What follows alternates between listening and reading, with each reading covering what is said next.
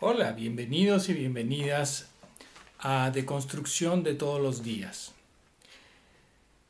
Las próximas entregas serán todas sobre los libros de Derrida.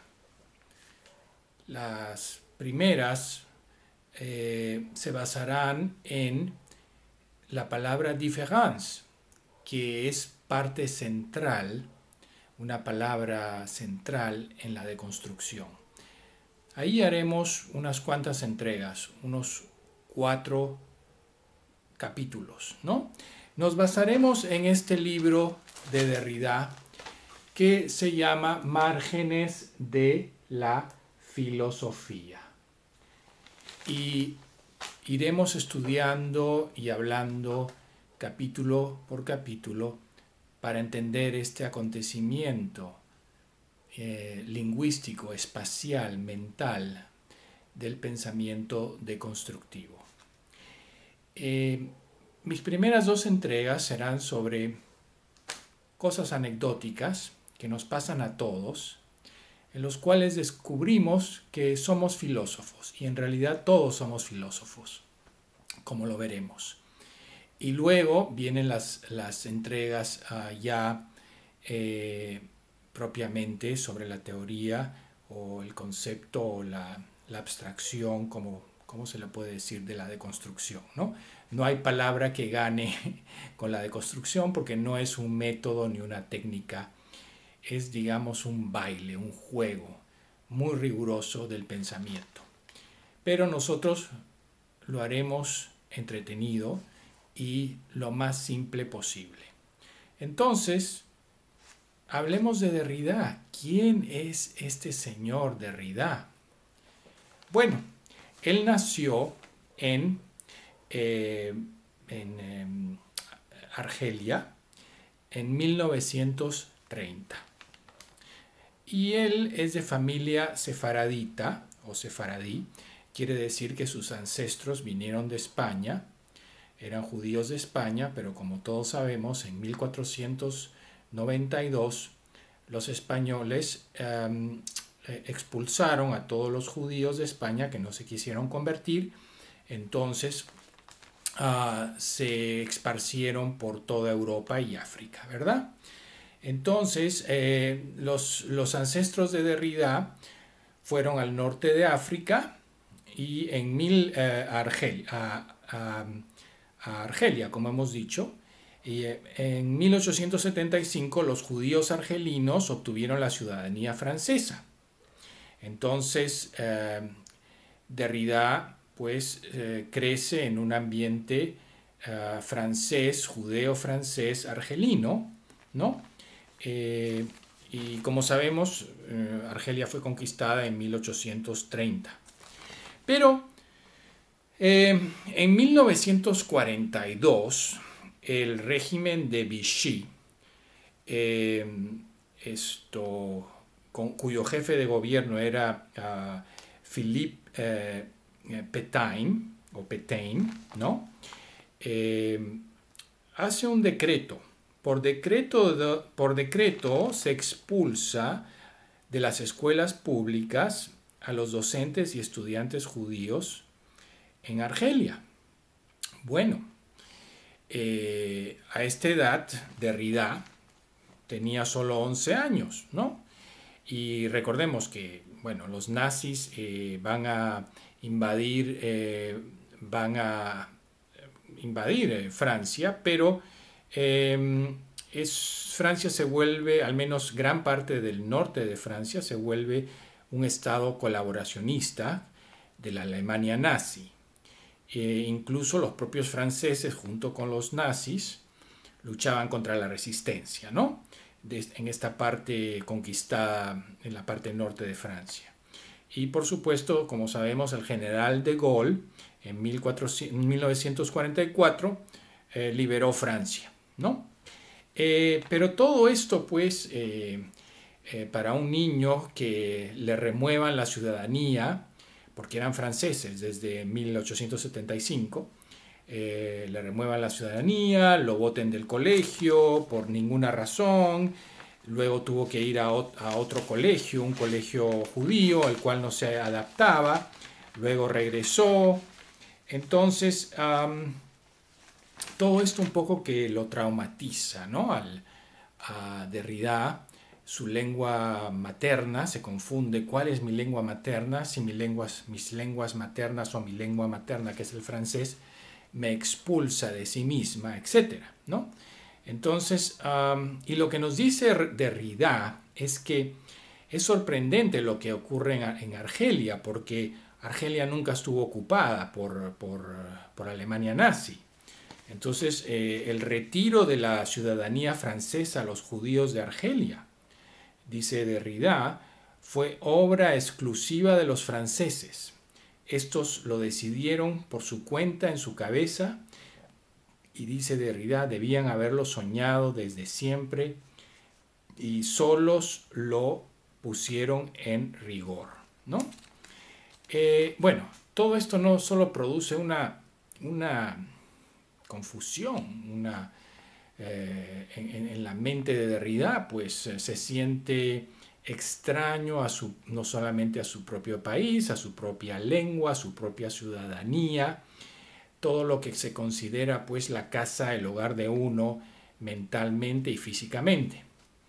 Eh, Él tuvo grandes depresiones, por ejemplo, en 1950-51 tiene problemas de salud, de equilibrio nervioso, siempre tiene problemas en ingresar con los exámenes de ingreso, intenta varias veces pasar ciertos exámenes hasta que lo logra, pero en fin, todo para él es como una gran odisea, ¿no?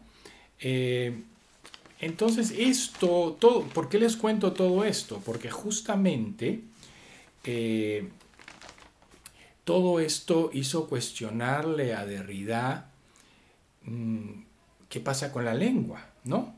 ¿Quién posee la lengua? ¿Quién es el dueño de la lengua? ¿A quién posee la lengua? Hay algo así como tener la lengua. ¿Qué significa estar en casa en la lengua materna, con la lengua a la cual nos dejamos envolver, ¿no? O si hay realmente una lengua materna, ¿no? Eh, entonces, es interesante todo este proceso porque todos estamos muy acostumbrados a pensar, bueno, sí, mi lengua materna es español o mi lengua materna es francés, ¿no? Y eso es obvio para todos nosotros. Sin embargo, Derrida nos lleva a un nuevo pensamiento, ¿no? En el cual nos pone justamente en el medio de este espacio del lenguaje. En el sentido de que él cuestiona y dice que su lengua, en su libro que es Jacques Derrida, el monolingüismo del otro, él nos dice, yo tengo una sola lengua, pero nunca o no es mía. Tengo una lengua que no es mía. La lengua no se tiene. Pero claro, no se refiere exclusivamente al francés o al español, sino justamente al borde de todo lenguaje. Y nos dice, puesto que es en el borde del francés, sobre la línea inhallable de su ribera, desde donde se traduce toda lengua. Y nosotros podemos decir lo mismo del español o del inglés o cualquier otro lenguaje, ¿no? Hay un borde, un espacio desde el cual todas las lenguas se van a traducir, desde donde la lengua o el concepto de lengua o escritura se traduce y se disemina en todo lo que sabemos, en todo lo que entendemos como lenguaje. Y este espacio va a ser el espacio que vamos a desarrollar durante nuestras entregas, es justamente el espaciamiento de différence, desde donde se traduce todo nuestro pensamiento.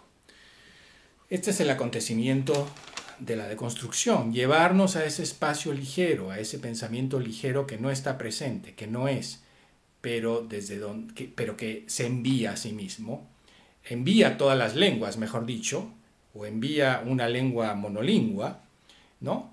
Que no nos pertenece, porque todo viene de un lugar que no es presencia, que no tiene país, un lugar que no tiene memoria. Podemos rememorar eso. Nietzsche lo trató de hacer como una repetición que nunca es igual a sí misma. O Heidegger con el nombre el claro, ¿no?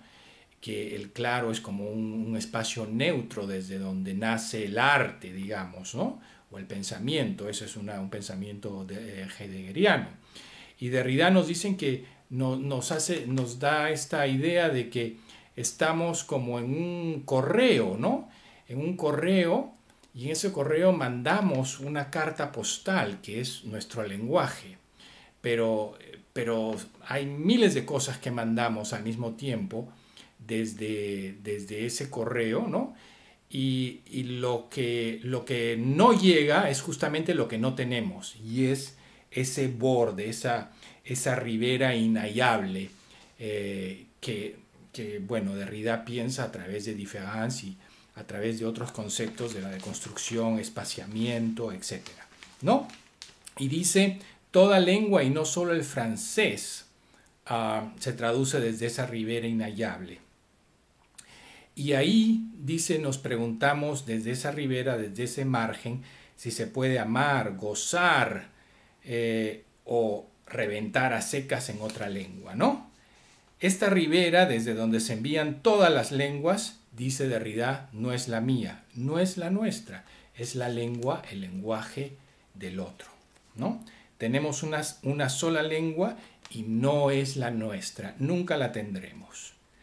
Entonces, nunca se habla más que una sola lengua, he ahí la paradoja. Nunca, y al mismo tiempo, o sea, nunca se habla más que una sola lengua y nunca se habla una sola lengua. Porque toda lengua debe traducirse desde esa ribera inhallable, desde lo que Derrida desarrollará como différance. Bueno, y todo esto se desarrolla justamente porque por esta crisis, ¿no? Donde no hay una lengua materna, ¿no? La lengua materna se disuelve varias veces, primero te la dan, después te la quitan, después te la devuelven, lo cual le hace reflexionar a Derrida en este libro, ¿no? Que lo hemos mencionado, el monolingüismo del otro, que no es exacta, no es que vamos a sentirnos en casa con una lengua X, sino que esa lengua X se manda desde un borde que nunca se manda, que nunca está presente.